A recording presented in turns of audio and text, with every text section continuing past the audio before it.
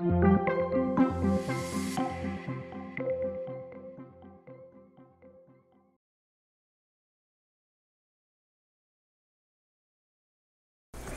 we've taken 5 pieces of data, voltage and current for this battery.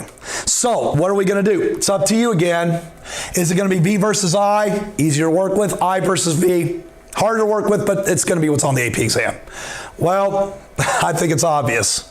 Okay, so we're going to plot our voltages and currents. Now, if you plot voltage going up and current going to the right, EMF is the vertical intercept. It's the intercept of the voltage axis. The maximum current is the intercept of the current axis, and the internal resistance will be the slope, and that will be a negative number. It'll be the slope of the V versus I graph, but the internal resistance will be a negative number. That's okay. That's okay. Just switch it to positive. Switch that negative slope to positive.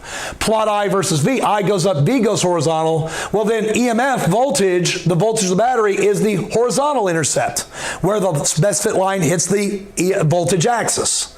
The maximum current will be where the best fit line hits the current axis. And the internal resistance will now be the reciprocal of the slope. The slope will be negative once again, but take the reciprocal of the slope after making it positive and you'll get the internal resistance of the battery. The battery, remember, was a 9-volt battery from Dollar Tree, one of the really cheap, crummy ones. It's $1 for 2. It's very much worth it for this lab.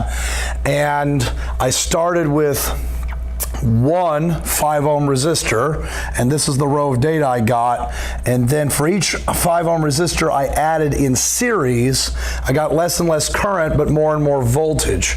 Now, if I was going to do this lab again, looking at this for an internal resistance, this is voltage versus current, so basically 46 ohms of internal resistance.